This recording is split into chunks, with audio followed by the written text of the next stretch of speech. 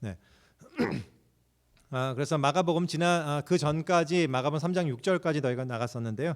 마가복음 3장 7절부터 19절까지 말씀입니다. 바로 이 직전에 그 3장 6절의 3장의 앞부분의 내용이 어떤 거였는지 기억하시나요? 아마 기억이 잘 안 나실 텐데 예수님께서 안식일에 회당에 들어가셔서 손 마른 사람을 이제 고치심으로써 이제 그 거기에 있는 회당 관계자들과 바리새인과 서기관들이 굉장히 분노하고 예수를 죽일 음모를 꾸미게 되는 그런 부분입니다. 이제 그 이후의 내용입니다. 본문 읽겠습니다. 본문 3장 7절부터 19절까지 제가 여러분들 앱이나 혹은 이제 성경 참고하셔서 함께 읽었으면 좋겠습니다. 제가 읽겠습니다. 예수께서 제자들과 함께 바다로 물러가시니 갈릴리에서 큰 무리가 따르며 유대와 예루살렘과 이두메와 요단강 건너편과 또 두로와 시돈 근처에서 많은 무리가 그가 하신 큰 일을 듣고 나아오는지라. 예수께서 무리가 애워싸 미는 것을 피하기 위하여 작은 배를 대기하도록 제자들에게 명하셨으니 이는 많은 사람을 고치셨으므로 병으로 고생하는 자들이 예수를 만지고자 하여 몰려왔음이더라. 더러운 귀신들도 어느 때든지 예수를 보면 그 앞에 엎드려 부르짖어 이르되 당신은 하나님의 아들이니이다 하니 예수께서 자기를 나타내지 말라고 많이 경고하시니라. 또 산에 오르사 자기가 원하는 자들을 부르시니 나아온지라. 이에 12를 세우셨으니 이는 자기와 함께 있게 하시고 또 보내사 전도도 하며 귀신을 내쫓는 권능도 가지게 하려 하심이로라. 이 12를 세우셨으니 시몬에게는 베드로란 이름을 더하셨고 또 세베대의 아들 야고보와 야고보의 형제 요한이니 이 둘에게는 보아너게 곧 우레의 아들이란 이름을 더하셨으며 또 안드레와 빌립과 바돌로메와 마테와 도마와 알페오의 아들 야고보와 및 다데오와 가나안인 시몬이며 또 가룟 유다니 이는 예수를 판 자더라. 예수님께서 회당을 떠나십니다. 사실은 굉장히 슬픈 장면으로 시작되는데요. 이제 왜냐하면 아까 말씀드렸듯이 예수님께서 유대인들의 거부와 이 대적으로 말미암아 이제 다시는 회당에 들어가지 않으시고 이제 바깥으로 나오셔서 사역을 계속 하시게 되는 그런 장면이에요. 그런데 놀랍게도 오히려 더 많은 사람들이 그 바깥에서 사역을 하시는 예수님께 몰려왔습니다. 그래서 갈릴리 지역뿐만 아니라 오늘 본문을 보면 유대의 여러 지역과 또한 이방 땅에서도 예수님의 소문을 듣고 구름같이 사람들이 몰려왔다고 합니다. 여기 지명을 보면요, 그 당시에 이스라엘 전체를 총망라한 셈이나 마찬가지의 그런 지명이에요. 한마디로 예수님께서 이제 지역구가 아닌 전국구로 부상하게 되는 그런 굉장히 중요한 내용을 담고 있어요. 근데 여기서 한 가지 이제 질문을 우리가 한 가지 여러분께 드려보면, 하나님의 나라를 전파하는 데 있어서 수많은 사람들이 몰려든다는 거, 그러니까 큰 인기를 얻고 추종자가 많이 많아지고 이런 것은 좋은 사인일까요? 좀 좋지 않은 사인일까요? 더 나아가서 그 많은 이제 추종하러 오는 사람들이 고백을 해요. 예수님은 하나님의 아들이십니다라는 고백을 한다면 그것은 좋은 사인일까요? 좋지 않은 사인일까요? 사실 우리가 기본적으로 우리에게 머릿속에 드는 답은 당연히 예스입니다. 왜냐하면 많은 사람들이 예수님을 따르게 된다는 것, 그리고 그 예수님을 따르는 사람들이 예수님은 하나님의 아들입니다라고 고백을 한다는 것은 우리가 원하는 바잖아요. 그게 교회가 하는 일이고, 그렇게 하면 우리가 너무 기쁘고 감사한 일이 되지 않겠습니까? 물론 이제 그것이 가장 기본적으로 그럴 가능성이 있음을 우리가 부인할 수는 없습니다. 사도행전에 보면 사도 베드로가 말씀을 전했을 때 3,000명이 한순간에 돌아와서 하나님을 찬양하고 예배하는 그런 교회가 메가처치가 되는 그런 모습이 나와 있고, 그것이 중요한 성령의 역사인 것을 우리가 알고 있기 때문에 그렇습니다. 그렇지만 오늘 본문은 조금은 다른 각도에서 우리가 조심해야 할 중요한 포인트를 좀 보여주고 있다고 생각합니다. 그것은 뭐냐면, 단순히 현상만을 놓고 긍정적으로 평가하는 것은 바람직하지 않을 수 있다라는 굉장히 중요한 경고입니다. 오늘 본문을 보면요, 수많은 사람들이 몰려왔습니다. 병으로 고생하는 자들이었고 예수님의 몸에만 손을 대도 병이 나았어요. 그러니까 예수님이 병 낫기 위해서 예수님께 왔고요, 정말로 예수님은 그 능력을 행하셨습니다. 그러니까 예수님이 자기의 능력을 보여줄 수 있는 엄청난 절호의 찬스, 기회는 찬스, 그러니까 그런 거잖아요. 우리가 만약에 예수님께서 유대 전역을 두루 다니면서 이렇게 병 고침의 능력을 행하시면 더 많은 사람들이 모이고, 그래서 그 능력을 보일 수 있고, 그러면 하나님의 능력이 놀랍게 드러나고 더 많은 사람들이 공적으로 예수님을 인정하고 또 예수님 사람들로 하여금 하나님의 길로 따르게 하도록 예수님께서 할 수 있는 굉장히 중요한 그런 전략적인 시기라고 보여지지 않습니까? 이 기회를 잘 활용하면 예수님은 확실하게 이 메시아로서의 명성을 자리매김하실 수 있었을 거라 생각합니다. 근데요, 예수님이 어떻게 하시냐면요, 되게 재밌어요. 배를 타세요. 배를 타시는 목적이 있습니다. 무리가 못 만지게 하려고 해요. 너무 재밌죠. 막 이러신 것 같아요. 그러니까 막 이 하도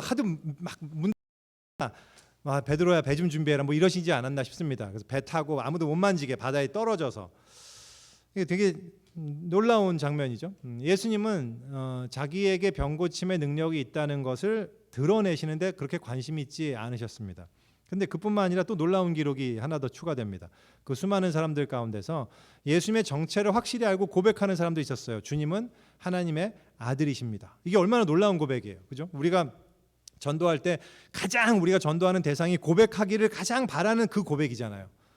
근데 예수님이 어떻게 그 말씀을 하는 사람들에 대해서 뭐라고 얘기하시냐면 입 닥치고 잠잠하라고, 절대 그런 얘기를 하지 말라고 경고를 하십니다. 거듭해서. 이상하지 않습니까? 이게 왜 말하지 못하게 하셨을까요? 원래 그것을 알게 하는 것이 하나님의 의도 아닌가요? 이 땅의 모든 족속으로 바로 그 고백을 하게 하는 것이 하나님의 계획이 아닌가요? 근데 왜 이 순간에 잠잠케 하실까요? 그 이유는요, 그 고백이 귀신의 고백임을 아셨기 때문입니다. 마가가 제시하는 굉장히 중요한 역설이 하나 있는데요. 뭐냐면 예수님께서 십자가로 가시기 전에 그의 정체를 말로써 드러내던 존재는, 그의 올바른 정체를 말로 드러내던 존재는 그 하나님의 나라를 철저하게 반대했던 귀신들 뿐이 없었다라는 그런 놀라운 사실입니다. 이게 굉장히 놀라운 마가의 역설이에요.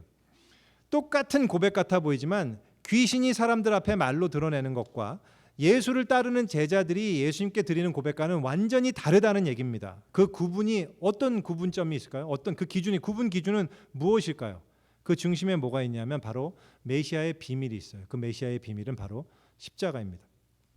예수님의 정체성과 그 비밀은 오직 그분의 순환과 십자가의 죽음과 그리고 부활의 빛 아래에서만 그 올바른 고백으로 이해될 수 있기 때문에 그렇습니다.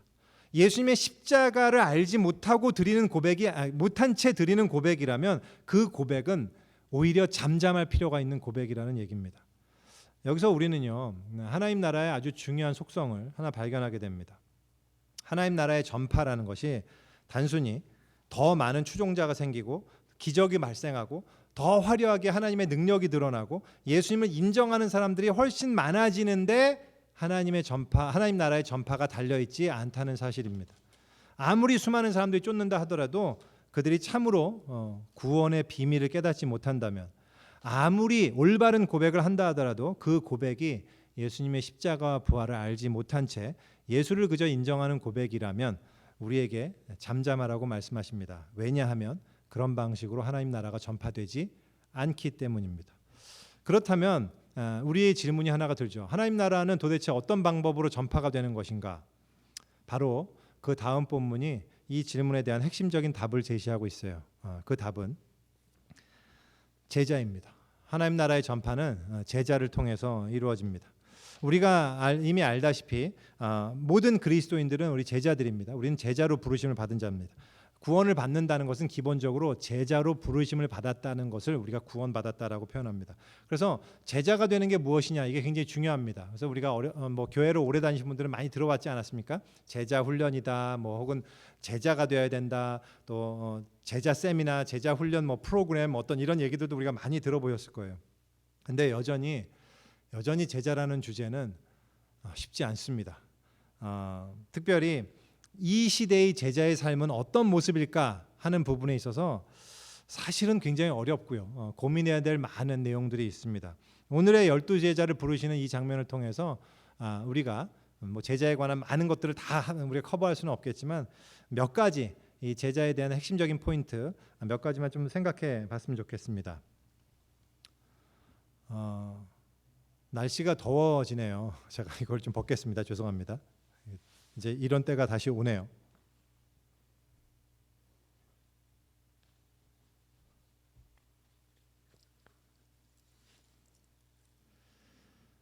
제자가 되는 이 제자에 대해서 오늘 본문은요, 몇 가지 아주 짧지만 몇 가지 중요한 내용을 담고 있습니다. 하나는요, 먼저 제자가 되는 조건에 관한 내용입니다. 13절 한 절만 읽겠습니다. 또 산에 오르사 자기가 원하는 자들을 부르시니 나아온지라. 제자가 되는 조건 세 가지가 있습니다. 첫 번째, 산에 오르셨습니다. 예수님께서의 제자를 부른 장소는요, 산이었습니다. 산에 올라가셔서 제자들을 임명하셨습니다. 이건 굉장히 중요한 의미가 있습니다. 왜냐하면 기본적으로 제자란 이 세상과 분리된 존재라는 것을 드러내는 굉장히 중요한 의미를 담고 있기 때문에 그렇습니다. 이 말을 우리가 오해하지 않았으면 좋겠는 게, 물론 많은 분들이 이제 오해하지는 않겠지만 세상 밖으로 나가야 된다는 뜻이 아닙니다. 근데 제자에 대해서 우리가 기억해야 되는 하나의 중요한 정의는 뭐냐면, 이 세상에 있지만, 영어로는 in the world, 이 세상에 있지만 세상에 속하지 않은 존재입니다. But not of the world. 그래서 in the world but not of the world. 이게 세상에 이 제자가 처한 자리란 말이죠. 한 걸음 더 나가서 이들이 산에서 임명을 받았지만 예수님이 세상으로 다시 보냈습니다. 그래서 보냄을 받은 존재예요. 그래서 제자는 세상에 속하지 않았지만 세상으로 또 또한 보냄을 받은 존재입니다. 그러니까 into the world죠. 그래서 세상에 있지 않지만, 그러니까 세상에 있지만 in the world이지만 not of the world but into the world. 그래서 세상에 있으나 세상에 속하지 않고 그 세상으로 보내심을 받은 자, 이것이 우리 제자의 굉장히 중요한 정체성입니다. 물론 다시 말씀드리지만 그 구체적인 삶의 모습에 있어서는 조금 이따가 다시 얘기하겠지만 많은 고민과 연구가 필요한 건 사실이에요. 하지만 중요한 대전제 하나, 그것은 제자는 이 세상에 동화된 존재는 아니라는 사실이에요. 존 스타트 목사님이요, 그 제자도라는 Radical Discipleship이라는 책에서 이거를 불순응으로 표시했습니다. 가장 제자도의 첫 번째 조건으로 불순응, 그러니까 non-conformity라는 표현을 썼는데요. 그래서 이 세상 정신, 다원주의, 물질주의, 윤리적 상대주의, 그리고 나르시시즘, 이 네 가지에 대해서 우리는 순응해서는 안 된다. 그 세상에서 우리는 분리되어야 한다라는 그런 차원의 얘기를 하셨는데요. 굉장히 적절한 말씀이라고 생각합니다. 일단 제자는 산에 올라가서 임명을 받는 존재입니다. 두 번째는 우리가 너무나 잘 아는 정의입니다. 예수님께서 원하시는 자들을 부르셨습니다. 그래서 제자는 자기가 지원하거나 자원해서 경쟁을 통해서 선발되는 그런 존재가 아닙니다. 오직 딱 한 가지, 예수님이 원하시는 자들을 부르심으로 말미암아 그 부르심을 들은 자들이 바로 제자가 되는 것입니다. 우리는 모두 제자라고 아까 말씀을 드렸습니다. 우리가 이 자리에 있는 이유, 우리가 예수를 믿고 교회를 다니는 이유는 예수님께서 우리를 부르셨기 때문이에요. 예수님이, 우리 모두는 예수님이 부르신 존재라는 사실을 우리가 기억하는 것이 굉장히 중요합니다.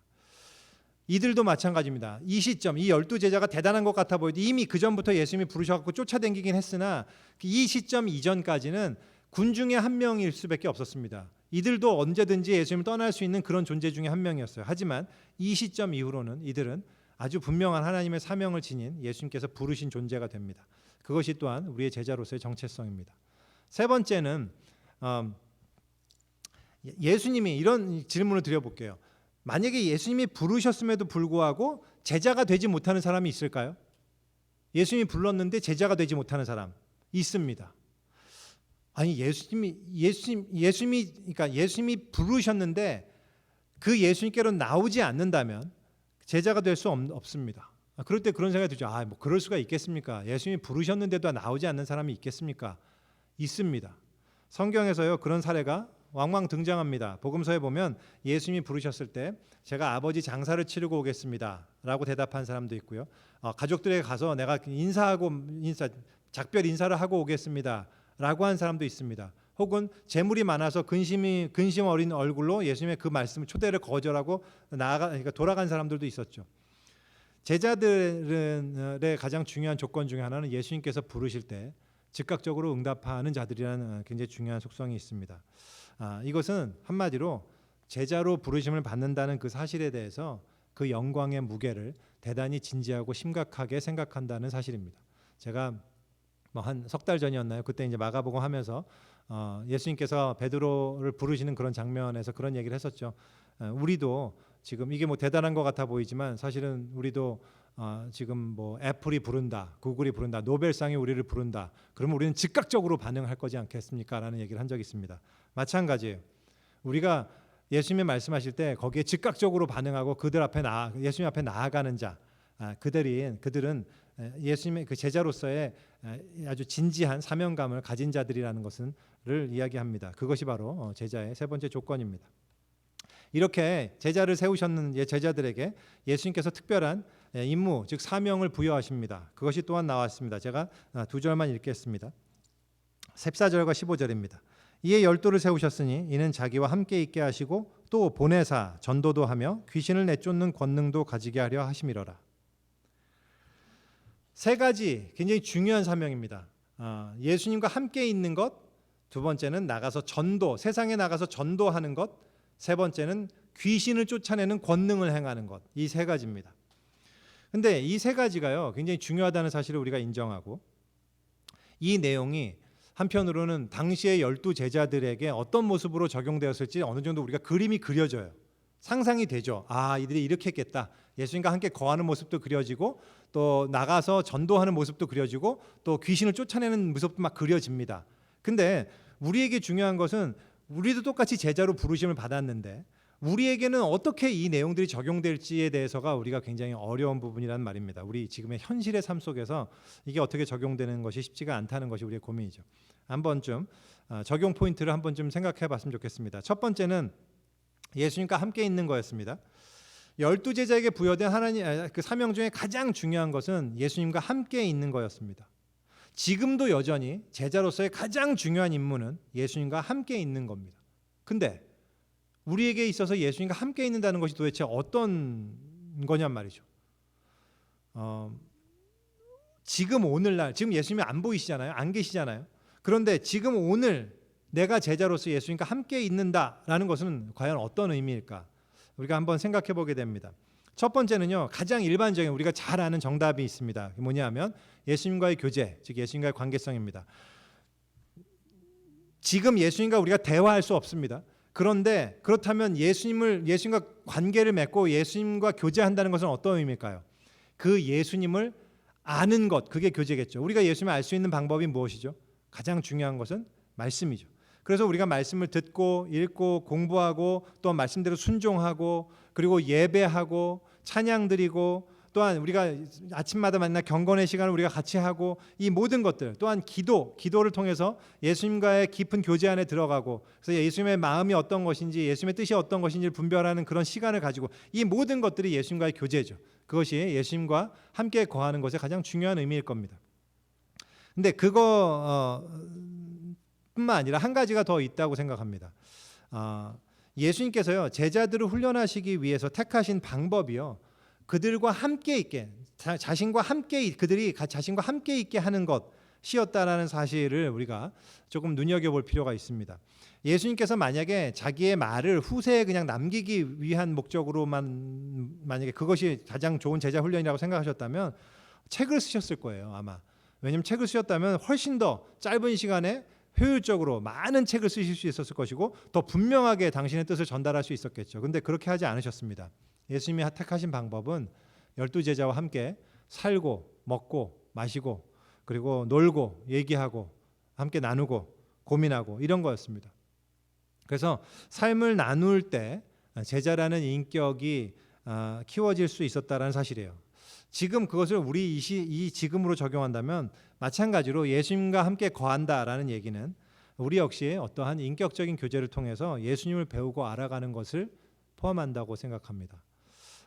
우리 교회가 이제 중요하게 여기는 부분 중에 하나가 이 부분이죠. 그래서 우리가 홈그룹이라는 개념, 그것이 어떤 면에서는 지금은 셀 미니스트리 이런 표현을 쓰지는 않는데요.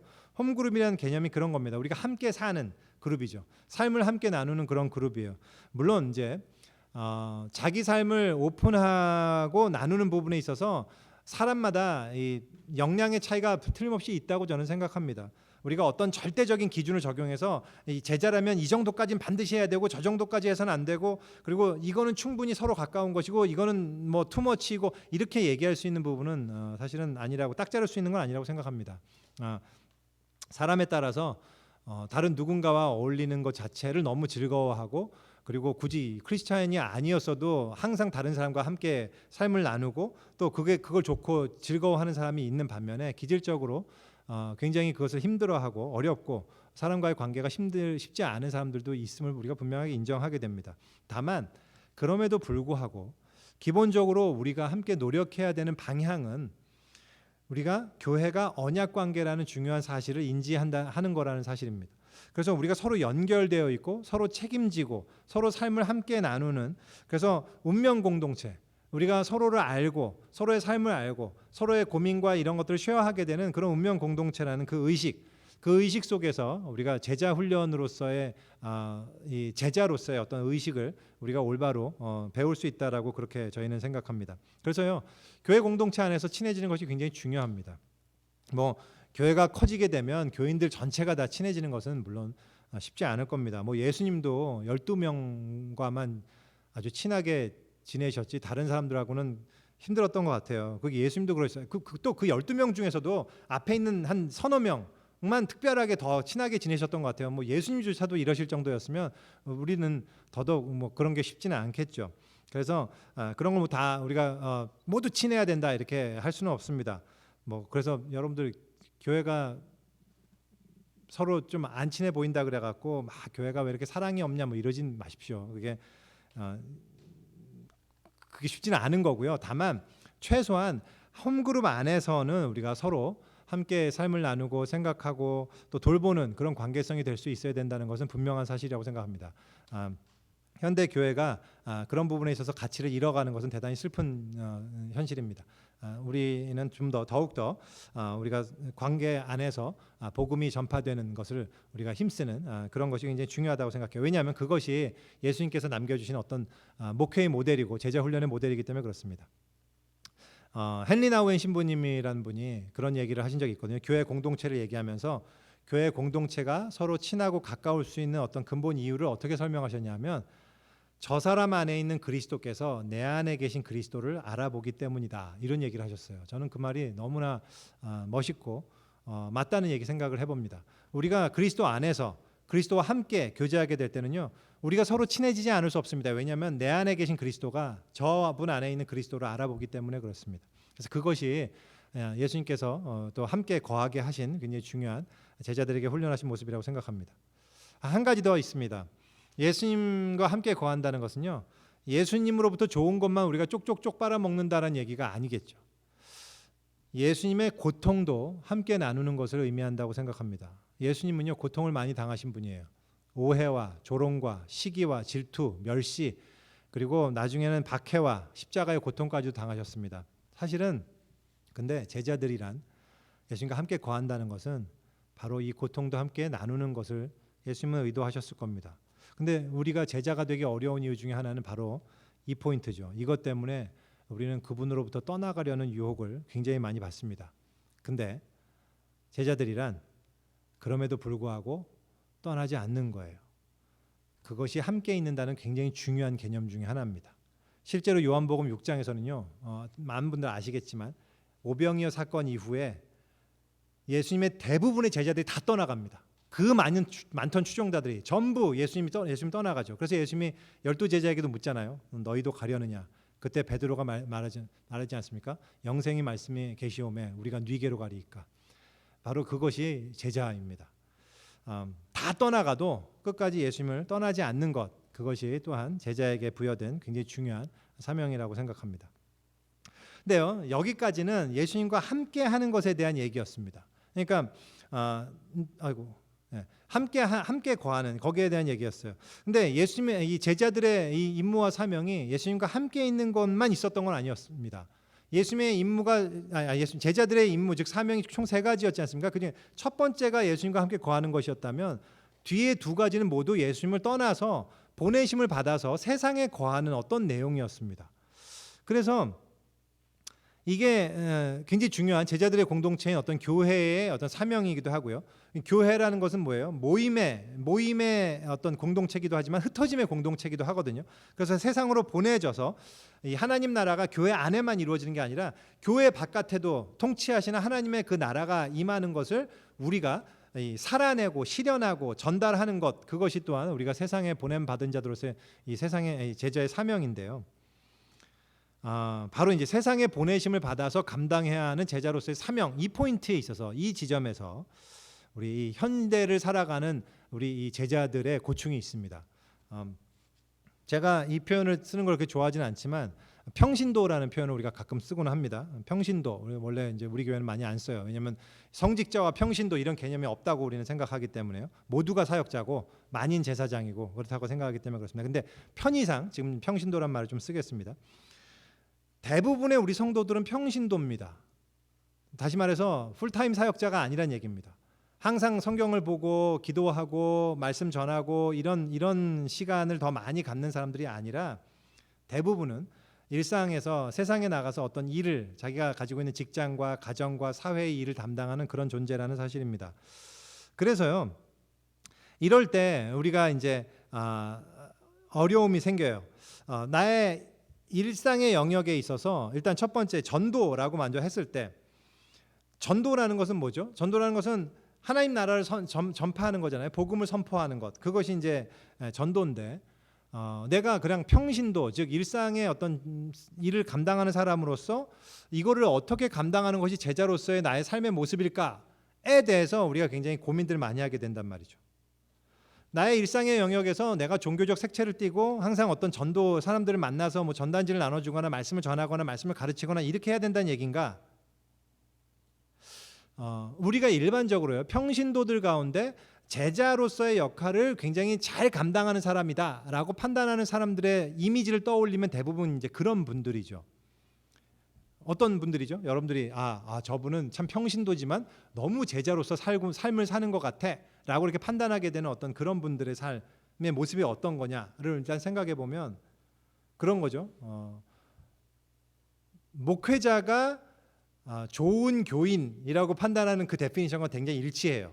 그래서 주로 이제 예배 항상 집중해서 잘 드리고 예배 시간에 졸지 않고 설교할 때 눈을 또랑또랑 막 샤방샤방 잘 듣고 또 주중이라도 교회에서 어떤 하는 행사에 정말 성실히 참여하고 또 교회에서 어떤 직분을 맡은 게 있으면 아주 충실하게 충성되이 어떤 것보다도 다 제쳐두고 바로 그것을 가장 우선해서 어떤 그런 일들을 하고 또 11조와 헌금 같은 경우도 절대 빼먹지 않고 안 떼먹고 잘하고 또 목회자가 목사가 어떤 의견을 제시하면 아무리 바보 같은 의견이라도 적극 후원하고 막 그걸 지원하고 우리 목사님 좋아요 하는 어떤 이런 교인들이 어떤 그런 어떤 제자로서의 충성된 모습을 다 지켜나가는 그런 이미지처럼 우리가 많이 느껴지죠.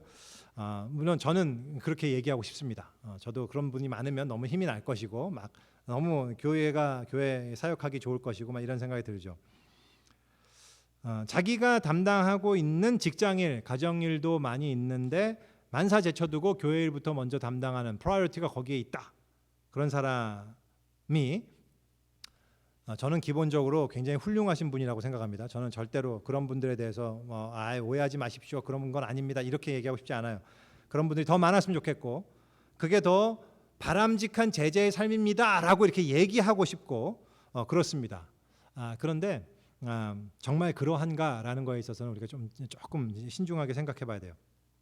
만약에 그분이 목회자라면 당연히 그럴 것입니다. 목회자라면 당연히 교회와 관련된 많은 인발부된 그런 일들을 담당하고 그런 일에 충성해야 되니까. 하지만 많은 교인들의 삶은 목회자의 삶과는 좀 다르죠.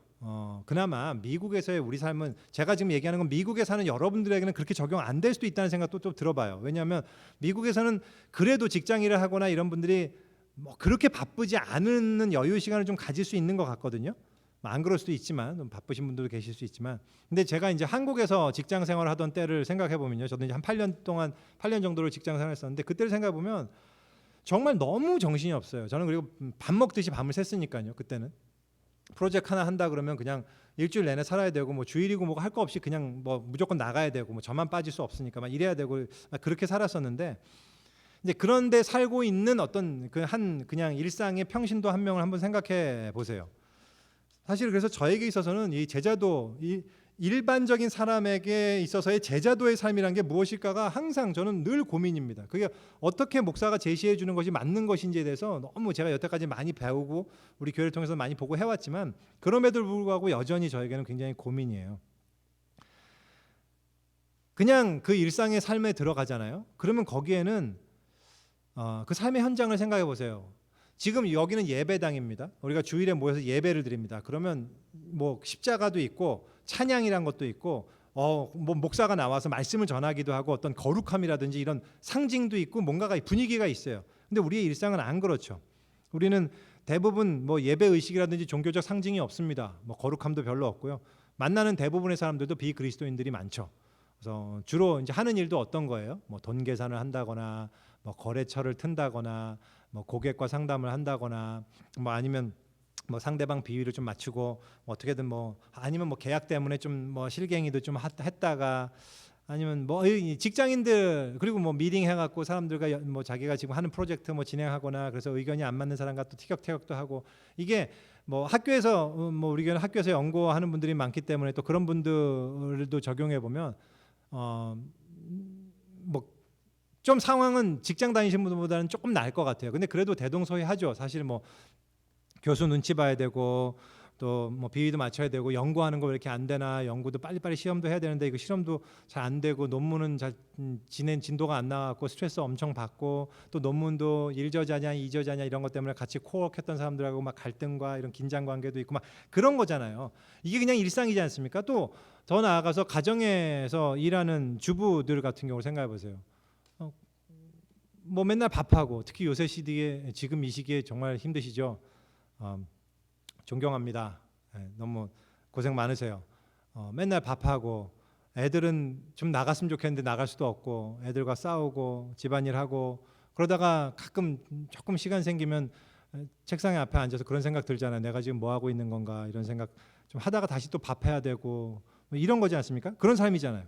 그냥 이런 삶 이게 그냥 일상인데 이런 생각을 하다 보면 우리는요 그런 일상에서는 그 일상은 제 영역이 아니다라는 생각이 자꾸 쉽게 들어온단 말이에요. 그건 제자의 삶과 관계 없다가 이제 다시 교회의 영역으로 들어오면 그래서 그걸 열심히 하면 그래서 복음을 뭐 전한다든지 아니면 뭐 성경을 읽는다든지 이런 영역으로 들어오면 그러면 제자의 삶을 열심히 사는 것이냐는 말이죠. 과연 그러한가? 그렇게 느껴지기 쉬운데요. 그렇지 않다라는 것이 굉장히 중요한 우리가 복음서의 내용이잖아요. 우리가 전에도 언급했고 여러분들도 아마 잘 알고 있듯이 다시 한번 강조하면 우리가 제자의 삶을 생각하면서 가장 빠지기 쉬운 함정이 이제 성속 이원론이죠. 그래서 교회의 영역은 성스러운 것이고 일상의 삶은 속된 것인 것처럼 생각되는 것. 근데 그게 아니라는 걸 우리가 다 알지 않습니까? 예, 그렇게 되었던 성속의 구분이 예수 그리스도께서 십자가로 인해서 십자가에서 죽으실 때 성소와 지성소 사이에 휘장이 확 찢어지면서 모두 제거되었다라는 것이 복음서에서 선포하는 굉장히 중요한 진리이지 않습니까? 그래서 이제는 우리의 어떤 삶 가운데서도 우리의 모든 삶, 화장실에서의 삶부터 다 모든 어떤 삶 가운데서도 그리스도의 영역이 있고 그렇지 않은 영역이 있고 그런 게 전혀 아니고 우리의 모든 일상의 영역은 그리스도의 영역이며 하나님의 것이다라고 선포되는 것이 복음서의 진리지 않습니까? 그래서 우리가 예배 드리는 그 시간만이 예배가 아니고 우리가 밥 먹는 것도 예배고요. 우리가 설거지를 하는 것도 예배고 직장에서 사람 만나서 미팅하는 것도 예배란 말이죠. 연구실에서 실험을 하든 가정에서 아이를 돌보든 무엇을 하든지 하나님을 바라보고 하는 그것은 바로 예배입니다. 이거를 우리가 잊어서는 안 돼요. 그래서요, 일상에 있어서 제자로서 내가 전도의 사명을 감당하는 게 무엇이냐라고 할 때요, 그 의미가 여기에 하나가 있습니다. 전도라는 것은 우리가 일단 느끼기에 우리가 그려지는 픽처가 있잖아요. 자꾸 누군가에게 말로 복음을 전달하고 하나님의 말씀을 선포하는 것, 그런 모습이잖아요. 물론 그건 굉장히 중요합니다. 전 지금도 그런 전도가 굉장히 필요하다고 생각하고 그런 것을 우리가 더 열심히 해야 된다고 저는 믿어요. 근데 그렇다 하더라도 그것은 어쨌든 여기서 말하는 전도의 제자의 사명으로서의 전도의 한 가지 모드일 뿐이란 말이죠. 다른 여러 가지 모드가 있어요. 전도라는 말의 범위는 훨씬 더 넓어요. 복음서에서 전도라고 할 때요, 그 헬라어는 케루소를 씁니다. 케루소. 근데 이 케루소라는 단어는 영어로는 이제 proclaim 혹은 preach로 번역이 되는데요. 이건 그냥 뭐 아무거나 선포하는 뭐 그런 의미가 아니고요. 이 케루소와 같은 어근을 가지는 명사로서 캐리그마라는 말이 있어요. 캐리그마. 근데 캐리그마란 말은 특별하게 어떤 한 가지의 내용을 의미해요. 그 내용은 어떤 거냐면 예수 그리스도께서 그리스도라는 사실, 하나님이 온 만물의 통치자라는 사실, 즉 하나님 나라의 선포를 하는 그 내용, 즉 복음의 코어를 선포하는 그 내용을 캐리그마라고 이렇게 표현한단 말이죠. 전도라는 건 캐리그마예요. 그래서요, 전도라는 것은요, 현실에 우리 삶에 적용되는 모습이 어떤 거냐라고 할 때요, 물론 예수님을 말로 전하는 것, 예수 믿으세요, 예수님은 이런 분입니다, 당신은 죄인이고 구원받을 필요가 있습니다, 이렇게 전하는 것도 물론 중요한 전도지만 그뿐만 아니라 우리의 삶 속에서 이 영역이 하나님의 주인 되시는 그 하나님의 통치의 영역임을 내 몸으로 선언하는 것, 그게 전도란 말이죠. 내가 아이 기저귀를 갈아주면서 이 기저귀를 갈아주는 것이 하나님의 통치하심이 이 자리에 있음을 인정하는 것, 그게 예배예요. 그게 전도고, 그것을 우리가 이게 굉장히 중요한 개념입니다. 어렸을 적이라고 해야 되나요? 고등학교 때인가 유치환 시인의 깃발이라는 시 생각이 나요. 첫 절이 이렇게 되잖아요. 이것은 소리 없는 아우성. 전도라는 것은요, 소리 없는 아우성이기도 한단 말이죠. 우리의 삶의 모든 형태가 실제적으로 전도일 수 있단 말입니다. 그 전도라는 것은 꼭 전하지 않더라도 내 몸에 하는 모든 것이 예수가 주인이기 때문에 하는 내용, 그 모습이 될 수 있다면 그것이 바로 이제 우리 성 프란시스가 옛날에 제자들을 보내면서 했다는 말, 너희는 어디를 가든지 복음을 전하여라, 필요하다면 말도 사용하거라. 이 말에 굉장히 중요한 의미라고 생각해요. 우리는 어디를 가든지 복음을 전해야 돼요. 그 복음을 전한다는 것이 꼭 말로만 전하는 게 아니란 말이죠. 내가 지금 이 순간, 내가 밥을 뜨는 이 순간, 내가 이 손가락에 손을 움직이는 이것이 모두 하나님이 주인이시기 때문에 그 통치의 영역입니다라는 걸 선포하는 것, 그것이 사실은 전도입니다. 그래서 이것이 사실은 제자에게 맡겨진 굉장히 중요한 사명이란 말이죠. 우리가 일상의 영역에서 이 전도하는 것, 그게 중요해요. 근데 우리의 문제는 뭐냐면요, 실제로 이렇게 하는 것이 쉽지 않다는 게 우리의 문제입니다. 정말 우리가 일상의 영역에서 이 전도, 즉 예배를 실천하는 것이 쉬우냐? 내가 정말 밥 먹을 때, 내가 연구를 할 때, 가정에서 아이를 돌볼 때, 설거지를 하거나 직장에서 누구를 만날 때 정말 그 순간이 하나님을 인정하고 하나님의 통치를 내가 경험하는 그런 자리가 되느냐라는 점에서 우리의 약점이 있단 말이죠. 우리가 그걸 잘 못한다는 게 오히려 큰 문제입니다. 우리의 문제는 성속 이원론이라는 그 개념이 잘못되었다는 사실을 모르는 게 우리의 문제가 아니라 그걸 알면서도 그것이 쉽지 않다는 게 우리의 문제죠. 그래서 우리는 성속 이원론이 옳아서가 아니라 그게 훨씬 편해서 그쪽으로 훨씬 기울어진단 말이죠. 그렇게 하는 게 너무 피곤하거든요. 매 순간 일상의 영역에서 하나님의 주권과 통치를 인정하는 게 오히려 훨씬 힘들단 말이에요. 그래서 차라리 분리하는 게 훨씬 편해요. 그냥 제자의 삶, 그러면 교회, 그래서 사람들과 함께 만나서 그것만 하고, 그때는 하나님의 영역, 제자의 영역, 그리고 차라리 일상으로 돌아오면 그냥 세상 영역, 그렇게 살고 싶어 하는 게 우리의 문제란 말입니다. 네. 제자는 그렇지 않습니다. 제자는 세상에서 보내심을 받았다라는 그 소명의식, 그게 굉장히 중요하단 말이에요. 중요한 것은 결국 보내심을 받았다는 소명의식이에요.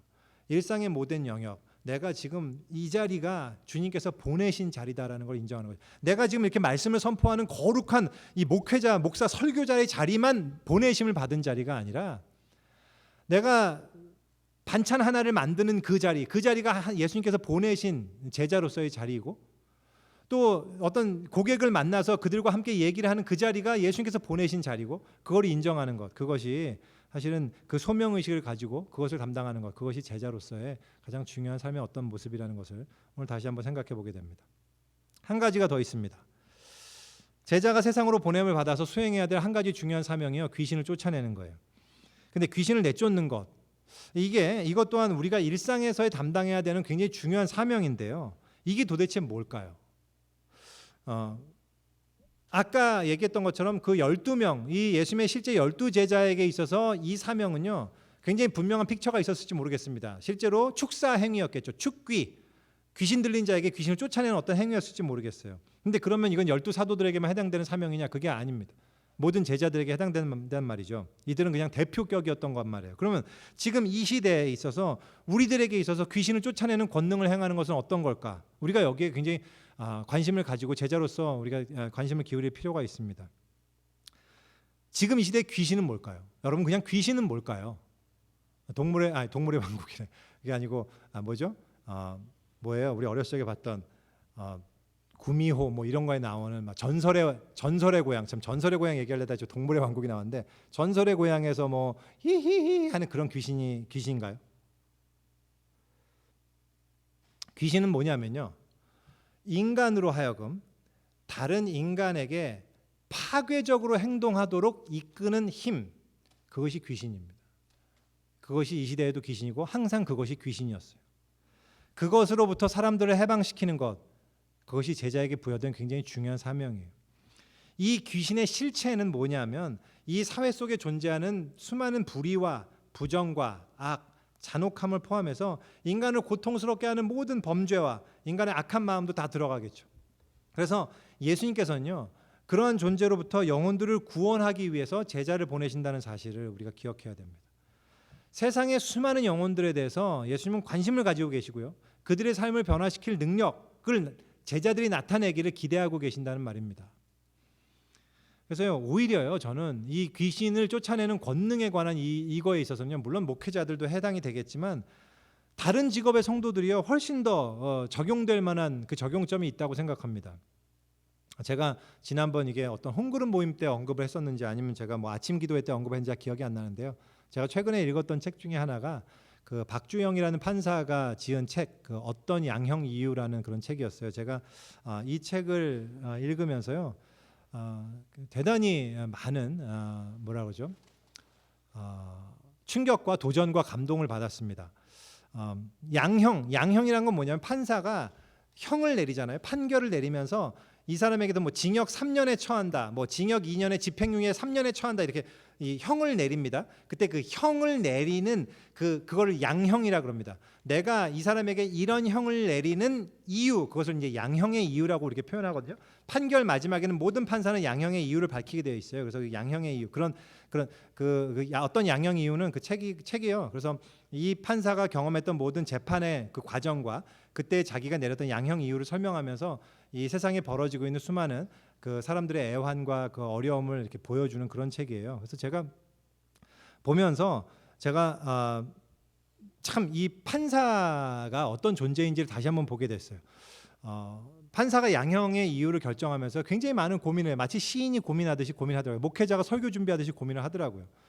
무엇이 억울한 약자를 보호하는 것이며 무엇이 이 비열한 강자에게 깨달음을 주고 그가 생각을 돌이킬 수 있도록 도와주는 길이며, 그리고 앞으로 이 상황이 교정될 수 있는 가능성을 어떻게 하면 열 수 있을까에 대한 깊은 고뇌와 이 고민과 갈등과 그 가운데서 판단하면서 그 양형의 이유를 적더라고요.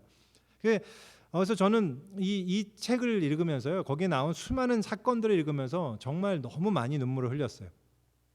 21세기 현대의 이 한국이라는 나라, 이 발전된 나라 안에서 지금 뭐 한국이 굉장히 주목받고 있지 않습니까? 마치 선진국인 것처럼.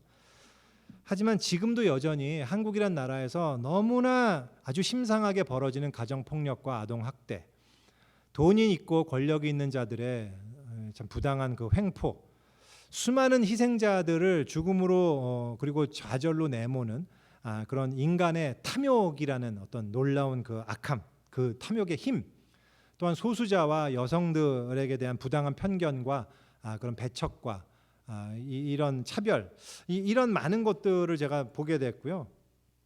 특별히 여러분들 뭐 좀 조금 다른 얘기일 수도 있지만 이거는 한 가지 꼭 얘기하고 싶어요. 한 사람의 생명을 경시하는 그 자체가 얼마나 귀신적이고 악한 것인지 여러분들 꼭 기억을 하셔야 됩니다. 그건 정말로 악마적인 거예요. 한 사람의 생명을 경시하는 것, 그거는 정말로 귀신적인 겁니다. 예수님의 제자들은 그걸 분별할 수 있어야 돼요. 우리나라에서요. 그래서 이 책 중에서 우리나라에 지금도 산재사고 아시죠? 이제 산업재해라든지 환경오염이라든지 어떤 식품범죄라든지 어떤 제조물로 인해서 소비자가 피해가 많이 발생하잖아요. 근데 그런 것들이 지금도 끊임없이 발생해요. 예전에 뭐 살균제, 뭐 가습기 살균제 이런 문제도 있어서 애들도 많이 죽었지 않습니까? 근데 그런 일들이 왜 벌어지냐? 지금도 왜 이렇게 산업재해가 많이 벌어지는지 아십니까? 왜냐하면 아무리 많은 노동자가 죽어나가도, 아무리 많은 이 살인 가습 이 살균제 때문에 사람이 죽어도, 아무리 차에서 그냥 불이 나고 아무리 많은 배가 침몰한다 해도요, 그에 따라서 벌을 받고 손해를 배상하는 것이 기업에게 있어서 언제나 남는 장사이기 때문에 그렇습니다. 그게 한국에 지금 아직도 여전히 벌어지고 있는 법계의 정말 아쉬운 부분이에요. 정말 가슴 아픈 부분입니다. 얼마든지 인간의 생명을 팔아서 자기의 이윤을 추구할 수 있는 구조이기 때문에 그렇습니다. 이것이 귀신적인 거예요. 이것이 악마적인 겁니다. 회사가요, 지금도 여전히 가장 큰 대기업에서는요, 가장 위험한 일, 가장 사람이 다치기 쉽고 목숨을 잃기 쉬운 일에 누구를 쓰는지 아십니까? 가장 값싼 인간을 씁니다. 불법 체류자, 노동자 이런 사람들 거기에 쓴단 말이죠. 왠지 아세요? 그렇게 사고 나서 사람이 죽잖아요. 보상금이 값싸게 나가거든요. 금방 떼올 수 있거든요. 이게 귀신이 하는 일입니다. 그게 귀신이에요. 제가 이 책을 읽으면서 거듭 느꼈던 몇 가지가요. 이 사회에는 여전히 너무나 많은 귀신들이 있다는 사실이고, 이 귀신은 지금도 인간을 파멸하기 위해서 수없이 날뛰고 있다는 그런 사실이고, 여전히 정말로 많은 사람들이 단지 소수자라는 이유로, 약자라는 이유로 이 사회의 부당한 폭력 앞에 눈물을 흘리고 얼마나 부당한 희생을 당하고 있는지를 제가 생각하게 됐어요. 그리고 한편으로 한 가지 더 생각한 거는요, 그런 생각이 들었어요. 이 책은 기독교 서적이 아닙니다. 이걸 쓴 분이 기독교인이 아닌 것 같아요. 제가 볼 때는 기독교인 냄새가 전혀 없어요. 근데 그럼에도 불구하고 제가 그 책을 보는 내내 저는 그 안에서 경건함과 거룩함, 고아와 과부를 불쌍히 여기시고 그들을 사랑하시고 정의를 물같이 공의를 하수같이 내려보내기를 그렇게 간절히 간구하시는 그 하나님의 마음을 너무나 느낄 수 있었어요. 그래서 그런 생각이 들더라고요. 하나님께서 부여하신 우리의 일터는 정말로 성전이겠다. 법정 역시 하나님의 아름다운 성전이겠구나. 그리고 그 안에서 고심하는 판사들은 진짜로 제사장이겠구나. 거기서 이루어지는 정의와 사랑의 바탕이 된 그 재판은 정말로 하나님이 기뻐하시는 예배겠구나라는 생각을 하게 됐습니다. 여러분, 그게 진짜 예배예요. 사람의 생명을 살리고 이 땅에서 불의와 악으로부터 사람을 구원하고 보호하는 모든 행위는 예배입니다. 왜냐하면 하나님이 그 생명의 주인이시기 때문에 그렇습니다. 바로 그 행위가 축사 행위예요. 그 한 사람의 생명을 살리고자 하는, 생명을 귀중하게 여기는 그 행위, 그게 바로 축귀 행위란 말이죠. 귀신을 쫓아내는 행위인 겁니다. 저는 그런 점에서 병치료 역시 우리 교회 의료인들도 많이 계시는데요. 병치료 역시 거룩한 구원 행위라고 저는 그렇게 믿습니다. 의사 역시 거룩한 제사장이에요. 사제예요. 치료 행위, 생명을 살리는 그 행위는 예배입니다. 그게 바로 축귀 행위고 전도의 행위고 귀신을 쫓아내는 권능의 행위란 말이죠. 생명을 거룩하기 때문에 생명을 다루는 자도 거룩하다고 우리가 그것을 알아야 돼요. 제가 지금 법조인과 의료인만 얘기하니까 꼭 굉장히 특권을 받은 분야고 전문적인 분야고 그들만이 이 땅에 정의를 실현하고 그들이 하는 일은 예배고 이렇게 오해되기 쉬운데, 저는 그 얘기를 하려는 게 아니고요. 아닙니다. 우리가 하는 모든 일상은요, 주일에 우리가 지금 드리고 있는 예배만큼이나 거룩한다는 사실을 우리가 알아야 돼요. 그게 왜 거룩하냐면요, 우리가 제자이기 때문에 그렇습니다. 우리가 하는 모든 일들이요, 어떤 일이든 상관없습니다. 아이의 기저귀를 갈잖아요. 우리가 아이의 기저귀를 왜 갈죠? 그 아이의 생명을 살리는 일이기 때문에 그 기저귀를 가는 거예요. 그것은 거룩한 예배 행위란 말이죠. 그게 제자가 해야 될 일이기 때문에 하는 거예요. 우리가 밥을 짓습니다. 밥을 왜 짓는 거죠? 먹여 살려야 되기 때문에. 먹어야 사니까 그 생명을 살리고자 하는 거지 않습니까? 그 모든 행위는요, 그 모든 것이 사람을 살리는 방향, 생명을 지향하는 방향, 하나님의 은혜를 드러내는 방향으로 지향하고 있다면 그것은 곧 예배입니다. 그것이 일상에서 우리가 드리는 예배예요. 그래서 우리는요, 칼바르트라는 신학자가 얘기했던 것처럼 한 손에는 성경, 한 손에는 신문을 들고 이 땅에서 벌어지는 이 귀신들의 준동에 우리는 관심을 기울이고 봐야 됩니다. 지금도 여전히 전쟁과 환경, 인권과 노동, 또 인종 문제, 차별과 불균형의 문제, 성적인 문제들과 생명 경시 사상, 생명 공학과 기타 여러 가지 사회의 문제 속에서요, 하나님이 창조하신 아름다운 이 생명이 파괴되고 경시되어지는 이 일들이 수없이 벌어지고 있어요. 그때 우리는요, 제자로서 예수 그리스도의 능력으로 귀신이 물러나기를 간구하며 기도해야 됩니다. 그리고 그 일에 도울 수 있는 것이 무엇인가를 우리가 고민하고 관심을 기울여야 돼요. 왜냐하면 그것이 바로 예배이기 때문에 그렇습니다. 그것이 제자에게 주어진 중요한 한 가지 사명이기 때문에 그렇습니다. 근데요, 이 세 가지는요, 제자에게 부여된 중요한 사명이에요. 이 중에 한 가지만 치우친다고 되는 것이 아닙니다. 이 중에서 우리가 한 가지만 한다고 그게 제자가 아니에요. 우리가 교회 생활만 열심히 하고 우리가 영적인 일로 하고 세상의 일은 우리가 세상적이고 세속적인 일로 치부하는 것, 그게 문제잖아요. 그게 문제인 것과 마찬가지로 마치 그 반대쪽으로 내가 하는 일은 거룩하고 내가 뭐 판사라고 해서 혹은 의료인이라고 해서 내가 하는 일은 다 사회를 건강하게 만들고 정의를 세우고 생명을 살리는 일이니까 나는 그 자체로 다 하나님의 일을 하는 것이고 내가 뭐 교회에서 예배를 드리거나 이럴 필요 없어라고 생각하는 것도 마찬가지 문제란 말이죠. 그것이 다 있어야 돼요. 이 세 가지가 모두 다 중요합니다. 그것이 제자에게 맡겨진 사명이기 때문에 그래요. 우리는 예수님과 함께 거해야 되고요. 복음을 선포해야 되고 그리고 귀신을 쫓아내야 됩니다. 그것이 우리 제자로서 우리에게 주어진 굉장히 귀중한 사명이라는 것을 우리가 잊어서는 안 됩니다. 근데요, 여기까지 얘기하다 보면요, 이 제자의 삶이 부담이 되지 않습니까? 어렵죠. 그런 걸 다 하라고, 야 진짜 이 제자의 삶이란 건 어떻게 살 수 있는, 누가 살 수 있느냐 이런 생각이 들지 않습니까? 맞아요. 제자의 삶이란 쉬운 것이 아닙니다. 제자의 삶은 어려운 거예요. 그거는 분별과 신실과 충성을 요구하는 어려운 겁니다. 그러면 우리는 그런 생각이 들죠. 야, 내가 과연 이러한 제자의 사명을 감당할 수 있을까? 나는 아무리 생각해도 이 깜냥이 안 되는데. 우리는요, 여러 각도에서 나를 볼 때 너무 불가능하게 느껴집니다. 내가 그럴 만한 자질도 없고 성품도 안 되고 능력도 안 되고 또 다른 너무 죄와 실패 가운데 나는 늘 그렇게 연약한 존재라는 걸 내가 너무 잘 아니까. 그래서 그런 생각이 들죠. 이거는 정말 오래전에 예수님의 그 12 제자들, 그 사도들, 그 영적 거인들에게나 해당될 만한 그런 적용할 만한 것이 아닌가 이런 생각을 우리가 하기 쉬워요. 시간이 좀 많이 지났지만 이 부분만 좀 살펴보고 저희가 끝내도록 하겠습니다. 12 제자, 이 12 제자가 어떤 사람이었는지만 생각해 보고요. 우리가 끝내려고 합니다. 16절부터 19절 다시 한번 읽겠습니다. 이 12를 세우셨으니 시몬에게는 베드로라는 이름을 더하셨고 또 세베대의 아들 야고보와 야고보의 형제 요한이니 이 둘에게는 보아너게 곧 우레의 아들이라는 이름을 더하셨으며 또 안드레와 빌립과 바돌로메와 마테와 도마와 알페오의 아들 야고보와 및 다데오와 가나안인 시몬이며 또 가룟 유다니 이는 예수를 판 자더라. 이 12 제자를 보면요, 이 12 제자에 대해서 제가 일일이 한 명 한 명 다 언젠가는 제가 12 제자를 다 한번 다뤄보고 싶긴 해요. 이번에 할까 고민하다가 이번에 넘어가려고 생각하는데요. 이 12 제자를 보면서요, 발견하게 되는 몇 가지 독특한 점이 있습니다. 첫 번째는요, 이들의 다양성이에요. 이들이 가진 배경과 성향과 성품이 너무 다르고 다양하다는 게 굉장히 놀랍습니다. 서로 대조되는 사람들이 막 섞여 있어요.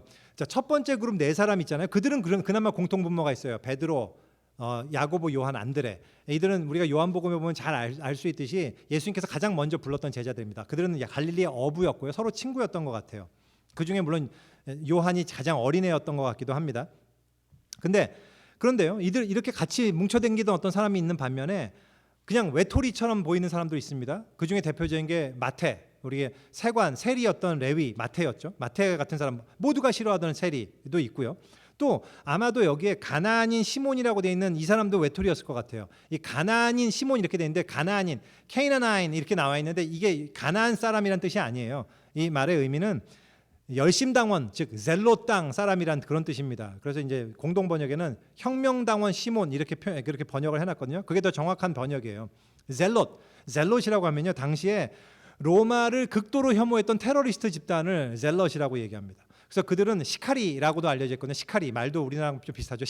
시카리가 뭐냐면 정말 시칼 같은 단검을 차고 다니면서 길 가다가 이 민족의 반역자를 죽이는 역할을 하던 사람들이었어요. 그래서 로마 병사도 죽이고 이 세리 같은 놈들, 아주 나쁜, 세리는 다 로마에 빌붙어 사는 나쁜 놈들이었기 때문에요. 그런 사람들을 죽이고 다니는 게 이 사람들의 일이었어요. 근데 이런 젤롯 땅 시몬도 있고 세리 출신 마태도 있고 이게 이 한 예수님의 12 제자 그룹 안에 있다는 것도 굉장히 놀라워요. 그런 점에서 이 정치적 성향이 완전히 다른 거잖아요. 그들이 함께 있었고요.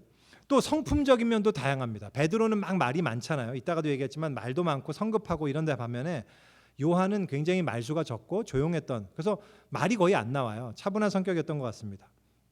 또 바르톨로메, 이 바돌로메는 나다나엘이거든요. 나다나엘이 요한복음에 보면 이 하나님께서 예수님이 그 속에 간사한 것이 없는 그런 순수한 이스라엘 사람으로서 이렇게 표현을 하지 않습니까? 이런 사람인 반면에 또 도마는 아주 모든 일에 의심이 많은 어떤 그런 삐딱한 사람이었단 말이죠. 이런 사람들도 같이 있고, 그래서요, 이런 모든 이 다양한 사람들이요, 다양한 백그라운드가 다양한 성품과 다양한 이걸 가지고 있는 사람들이 동일하게 예수의 제자로서 불림을 받았다는 사실이 저는 굉장히 신선하게 다가왔습니다.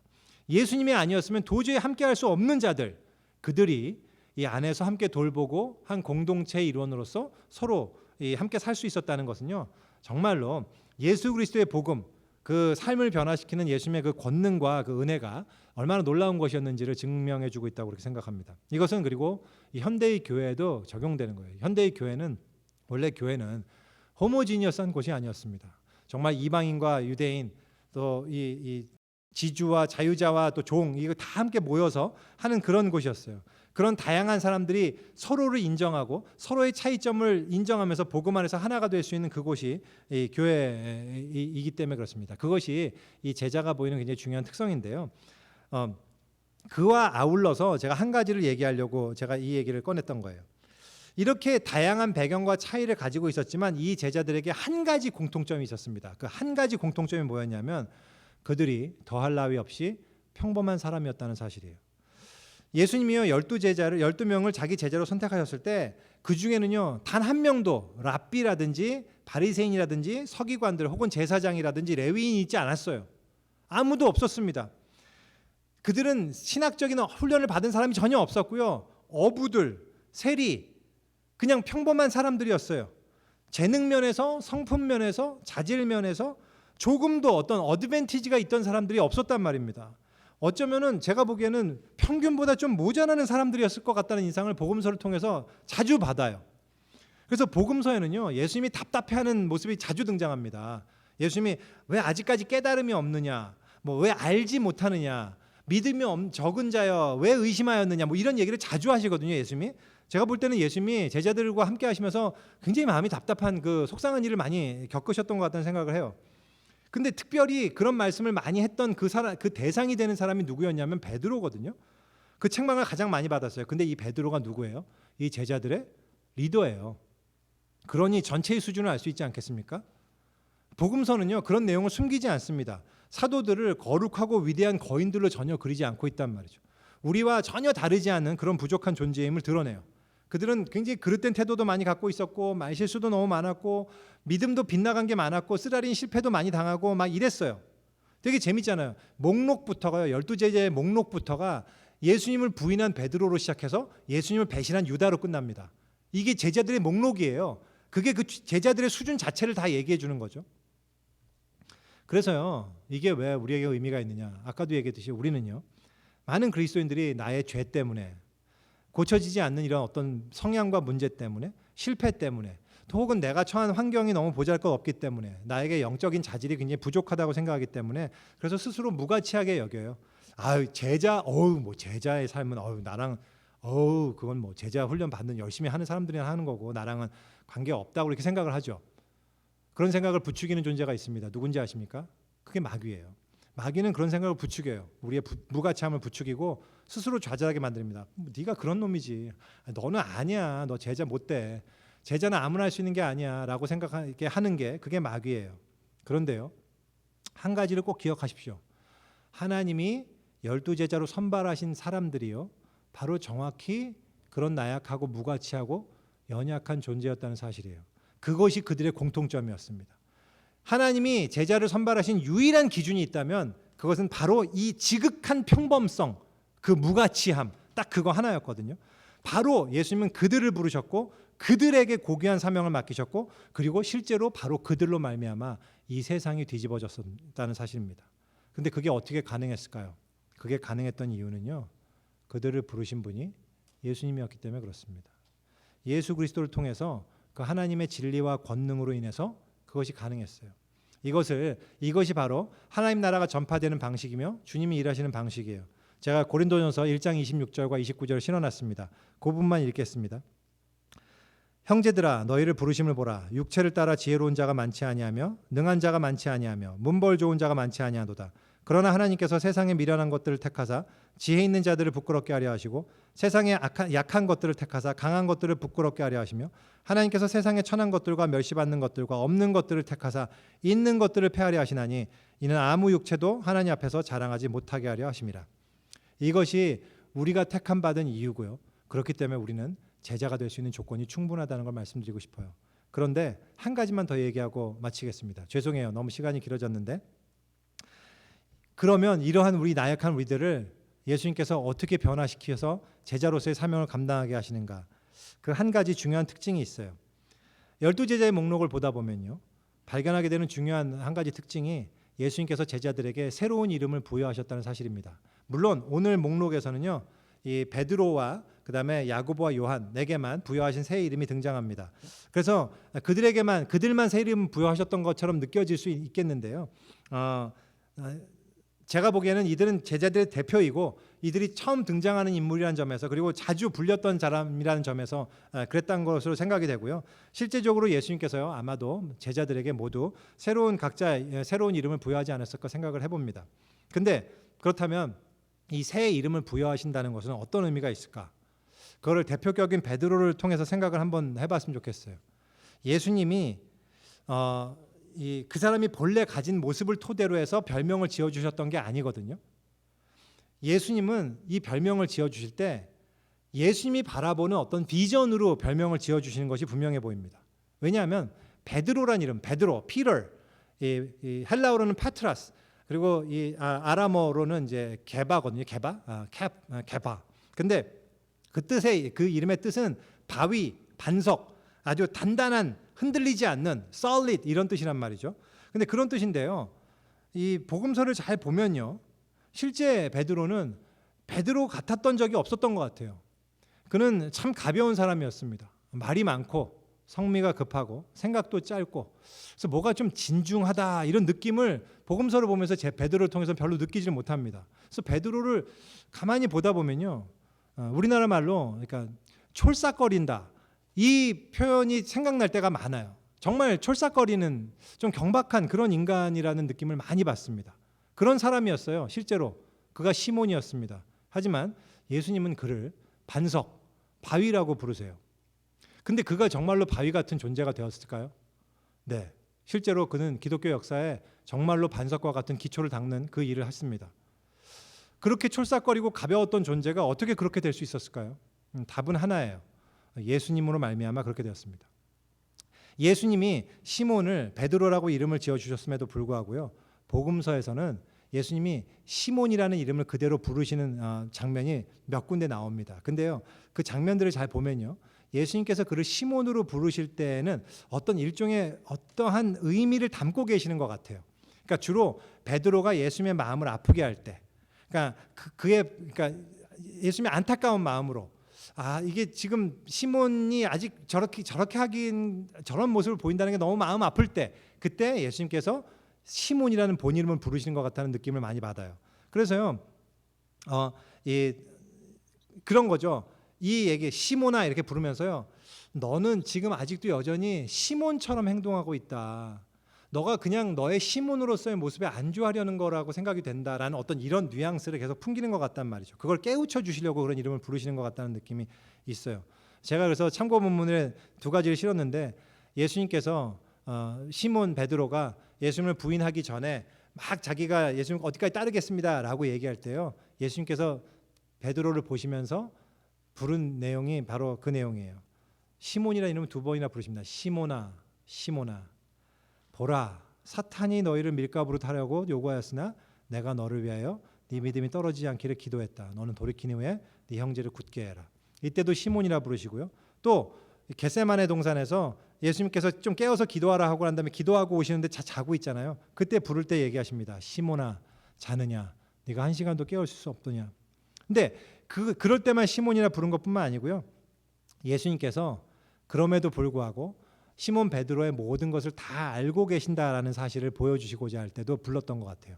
그 사람의 마음, 시몬이 베드로가 어떤 존재인지, 내가 너를 다 안다, 내가 너를 정말로 다 아노라라는 그 사랑의 마음을 보여주시고자 할 때 시몬이라고도 불렀던 것 같아요. 우리가 잘 알다시피 예수님께서 부활하신 이후에 예수님을 베드로가 3번을 부인하잖아요. 그래서 그러니까 베드로가 예수님을 3번 부인하는 사건은요, 사복음서에 모두 등장해요. 그 정도로 굉장히 중요하고 유명한 사건입니다. 근데 그런 일을 겪고 베드로가 얼마나 자기 자신에게 실망하고 깊이 좌절하고 그 제자로서의 삶을 포기하고자 하는 마음을 먹었겠지 않습니까? 그래서 그냥 갈릴리로 그냥 낚시하러 가지 않습니까? 그때 부활하신 예수님이 나타나시잖아요. 그게 요한복음 21장의 내용인데요. 그래서 숯불 앞에서 예수님을 부인했던 그 베드로를요, 아침 조반자리에 부르시고 거기에 숯불을 피워두시잖아요. 그러고 물으시는 게 뭐였죠? 요한의 아들 시몬아, 네가 나를 사랑하느냐? 이걸 3번을 물으십니다. 요한의 아들 시몬아, 네가 나를 사랑하느냐? 저는 거기서 그 이름 시몬, 자기의 이름 시몬을 부르시는 예수님의 음성이 베드로에게 어떻게 들렸을까? 저는 그런 생각을 해보게 됩니다. 내가 너의 모든 것을 잘 안다. 그래, 너는 시몬이었다. 너의 나약함과 그 두려움, 그 모든 것, 너의 있는 모습 그대로 나는 다 잘 안다. 근데 또한 그 시몬이 나를 사랑하는 것을 내가 잘 안다. 이런 얘기를 예수님께서 담으셨던 것 같아요. 그러시면서 말씀하잖아요. 내 양을 먹여라. 이 말이 뭐겠습니까? 너는 베드로다. 내가 바라보는 반석이다. 내 양을 너에게 맡긴다. 이런 의미시잖아요. 실제로 베드로는요, 예수님의 이 바뀌어진 새로이 부여된 이 베드로라는 이름으로 인해서, 그리고 예수님이 자기를 어떻게 바라보시는 그 예수님의 비전을 분명히 알았기 때문에요. 예수님 이후에, 예수님이 승천하신 이후에 이 땅에서 참으로 반석과 바위 같은 이 제자의 사명을 충실하게 감당하다가요, 끝까지 그 바위와 같은 모습으로 갑니다. 고대 기독교 역사가였던 유세비우스가 남긴 기록에 따르면요, 초대 교부 클레멘트라는 사람이 있어요. 그분이 베드로의 최후에 대해서 증언한 게 있습니다. 그것을 인용해서 이렇게 기록하고 있어요. 기록에 따르면요, 베드로가 로마의 네로 황제 치하에서 이제 박해를 받고 십자가형을 당하게 됐습니다. 그가 형을 당하기 전에 그의 아내도 같이 끌려왔어요. 그리고 그의 아내를 그 베드로가 보는 앞에서 먼저 십자가형을 당하도록 하고 그것을 강제로 지켜보도록, 그런 베드로가 이제 그런 한마디로 그 강압당했다고 기록이 되어 있습니다. 근데 여러분들 생각해봐요. 내가 사랑하는 아내가 내 눈앞에서 십자가를 못 박혀서 죽어가는 모습을 본다는 게 얼마나 고통스러운 건지 여러분 상상이 가지 않습니까? 근데 그때요, 죽어가는 아내를 향해서 베드로가 그녀의 이름을 부르면서 이렇게 얘기했다고 기록하고 있어요. 주님을 기억하시오. Remember the Lord. 주님을 기억하시오. 그리고 아내가 죽고요. 자기도 이제 십자가형으로 죽게 됩니다. 그때 십자가형을 똑같이 달리게 되는데요. 나는 감히 주님과 같은 모습으로 죽을 수 없다라고 얘기하면서 요청을 해서요, 거꾸로 십자가에 매달려서 죽습니다. 그래서 그 당시에 베드로가 죽는 모습을 보고 수많은 사람들이 예수를 믿게 되었다고 클레멘트는 그렇게 증언하고 있어요. 여러분들, 베드로는요, 촐싹대고 경박하던 시몬이었습니다. 하지만 그는 참으로 반석으로서 바위와 같은 충성된 제자의 삶을 살고 갔습니다. 어떻게 그게 가능했을까요? 저는 베드로의 그 마지막 말에 그 답이 있다고 생각합니다. 주님을 기억하시오. Remember the Lord. 평범한 존재, 부족한 존재, 연약한 존재가 제자로서의 삶을 감당할 수 있었던 유일한 이유는 오직 예수 그리스도였습니다. 그 주님을 기억했기 때문에, 그 주님이 나에게 보이셨던 그 사랑을 그가 알았기 때문에, 그 주님이 내 이름을 어떻게 부르셨기 때문에 그는, 그리고 그 제자들은 변화되었습니다.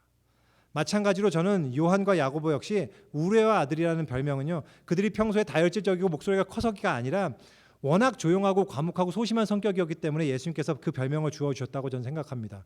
그런데 그들은 과연 그러면 예수님의 그 비전대로 실현된 존재가 되었을까요? 전 됐다고 생각해요. 어떻게 할 수 있냐고요?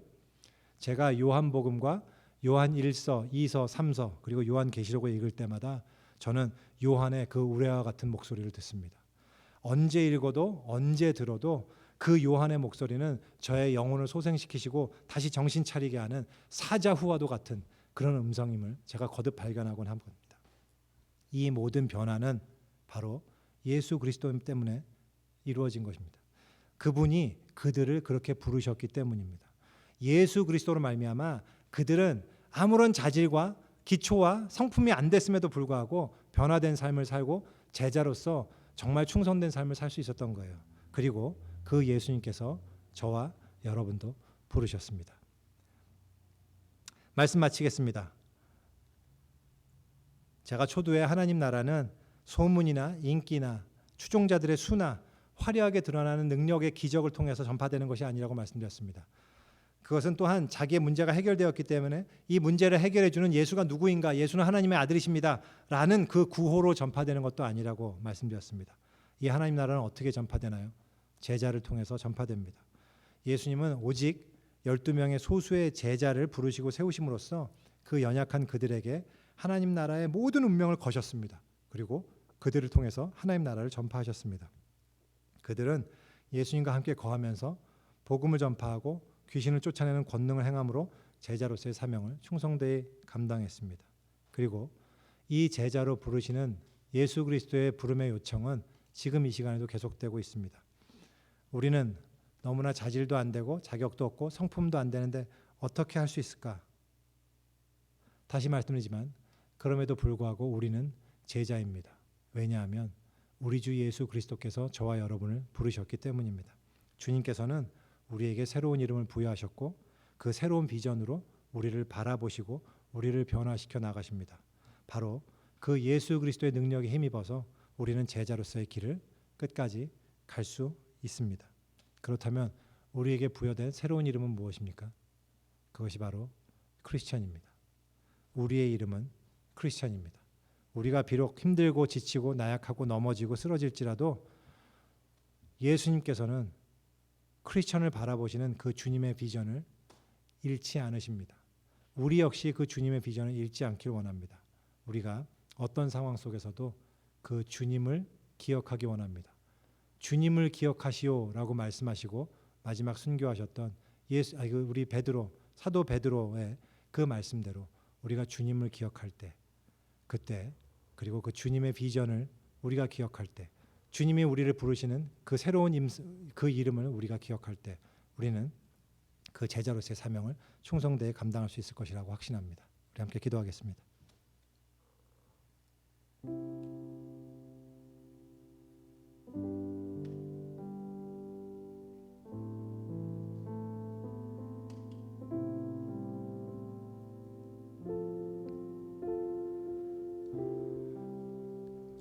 오늘 우리는 예수님께서 제자를 세우시는 그 귀한 장면을 함께 나눴습니다.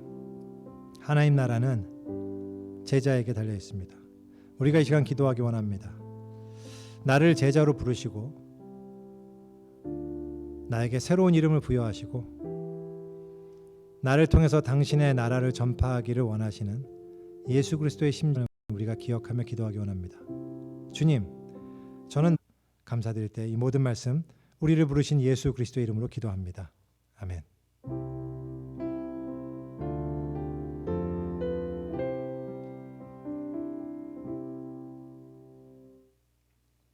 감사합니다. 우리 예배 마쳤습니다.